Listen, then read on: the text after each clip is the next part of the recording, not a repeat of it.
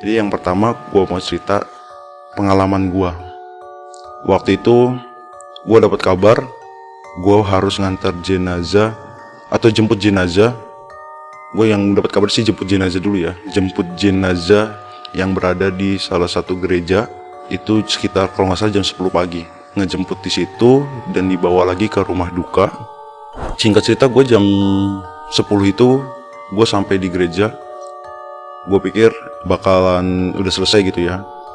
Yang gue tahu latar belakangnya yang jenazah ini, gue nggak kenal dekat banget. Cuman gue tahu itu siapa gitu. Gue cuman tahu dia siapa. Semasa hidupnya ya dia penyalahguna narkoba terkena lah gitu kan. Dan dia meninggal dalam keadaan positif HIV. Waktu itu gue nyampe di sana jam 10, ternyata jenazah baru selesai acara prosesi semayangnya di gereja itu sekitar jam 11 siang. Gue bawa jenazah itu ke rumah duka.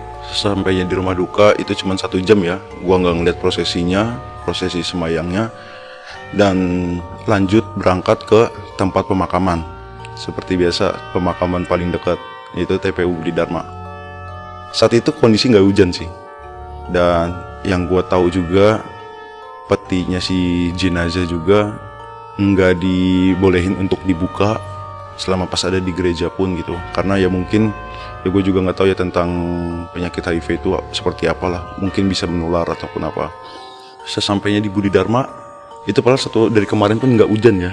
Dan gue itu memakamin jenazah itu di blok untuk Kristen ya, blok Kristen itu agak di belakang.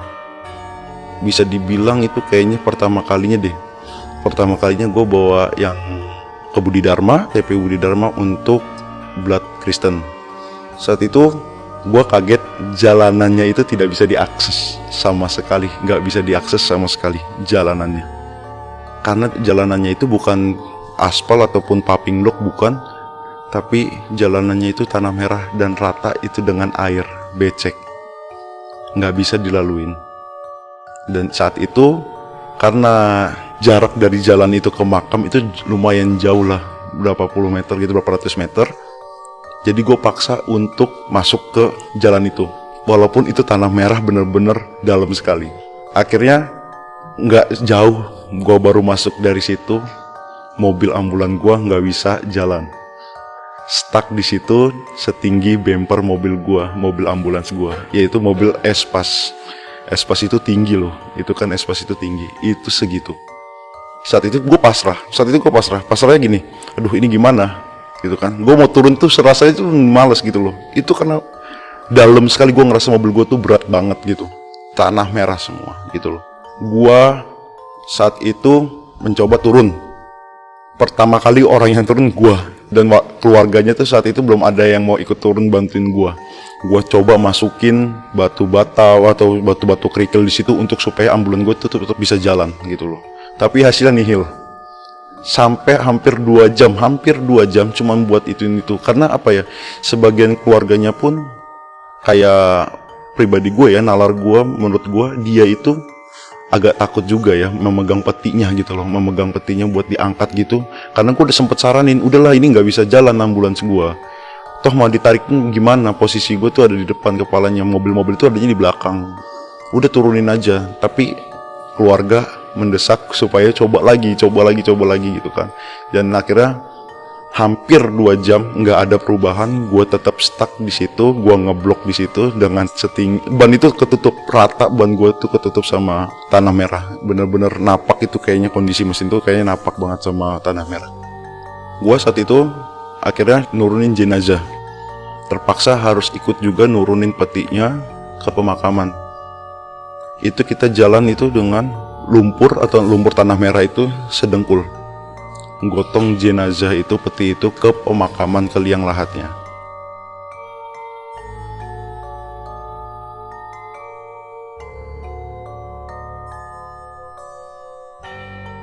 Selama gua ikut nganter jenazah itu ke pemakaman, dalam waktu ngangkat jenazah itu tuh bukan waktu sebentar. Dalam keadaan jalan di tanah merah yang ngeblok sedengkul itu bukan waktu sebentar. Itu tuh sulit, kita tuh sampai beberapa kali mau jatuh gitu kan, saking beratnya tapakan kita itu melangkah itu berat sekali. Selama gue prosesi ngantar jenazah ke pemakaman, mobil gue itu posisinya ditarik, dibantu sama orang-orang itu ngebantu ngeluarin mobil gue, karena gue bilang bagi tugas gue nurunin jenazah, tolong mobil dikeluarin gitu loh, mobil tolong dikeluarin. Akhirnya jenazah udah sampai di samping kuburan. 1 jam kemudian mobil gue udah nyampe juga di situ, udah keluar dari tanah merah itu. Dan ini yang bikin gue kaget ya, gue pun sebenarnya baru inget cerita ini pas mau berangkat ke sini lah, gue baru inget. Ini salah satu gangguan yang menurut gue termasuk luar biasa juga, tapi gue baru inget sekarang. Yang gue dengar saat gue ikut prosesi pemakaman, gue waktu itu gue sempat ikut prosesi pemakaman karena gue nggak balik ke ambulan, gue nggak langsung balik ke ambulan, gue ngikut prosesi pemakaman sampai selesai. Di situ gue ngikutin mereka pulang setelah pemakaman selesai. Gue benar-benar dapat kabar kalau misalkan ada yang melakukan ya tindakan nggak senonoh lah bagi gue, itu di dalam ambulan gue saat lagi prosesi pemakaman jenazah itu gitu loh. Ada yang melakukan hal-hal yang nggak harusnya dilakukan di mobil gua gitu loh, tanpa sepengetahuan gua.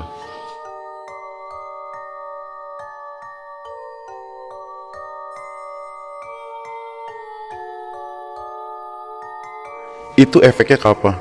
Efeknya setelah gua pulang nyampe di masjid. Seperti biasa, karena itu kemarin ngeblok ya, gua pulang itu gua cuci mobil itu ke steam. Mobil ambulan gua selesainya nyampe di masjid saat itu ya seperti biasa ya, gangguannya ada gangguan itu, tapi lebih parah. Gangguannya itu dari sekitar jam 1-an atau jam 1 atau setengah 2-an itu sampai jam 3. Sampai jam 3 di mobil ambulan gue itu papan gue yang buat tahanan keranda itu bunyi terus gitu loh. Sampai gue coba ngomong ke marbot gue itu, guru gue juga yang di masjid itu, tolong dong Mang, saya kan manggilnya Mamang ya, Mang tolong dong Mang, tuh ambulan bunyi-bunyi. Kenapa ambulannya? Ya biarin aja, paling mau bawa lagi. Itu sambil bercanda ngomong kayak gitu, biarin aja paling mau bawa lagi. Enggak Mang, itu nggak mau bawa lagi kayaknya. Saya ceritain, jadi tuh Mang, pas saya lagi nganterin jenazah itu mobil udah ngeblok, saya turunin jenazah itu ke pemakaman bareng-bareng. Saya nggak langsung balik ke mobil, dan di situ ada yang ada yang berbuat aneh-aneh di dalam mobil itu tanpa sepengetahuan saya gitu kan. Lu yang bener lu ya kan gitu, iya gitu kan. Akhirnya sama ustadz gue dicoba gitu kan, ustadz gue akhirnya sholat, dia selesai sholat 2 rakaat, dia bacain air. Saat itu bacain air di aqua 1 liter, pakai itu, ambulan gue suruh cuci itu lagi. Tapi itu nggak sampai di situ. Itu tuh 3 hari suara itu masih ada. 3 hari suara itu masih ada. Suaranya tuh intens banget lah gitu.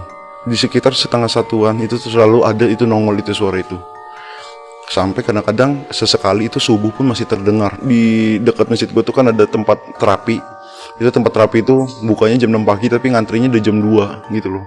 Nah itu orang-orang yang suka lewat, itu orang-orang lansia itu suka dengerin itu gitu loh kan. Suka dengerin itu. Itulah jadi penyebabnya juga apa ya? Jadi penyebabnya juga ambulan gue tuh kadang-kadang gak diterima juga di mana-mana gitu loh. Gue parkir di rumah ini, itu dimarahin. Jangan pindahin. Ntar digangguin kayak kemarin gitu kan.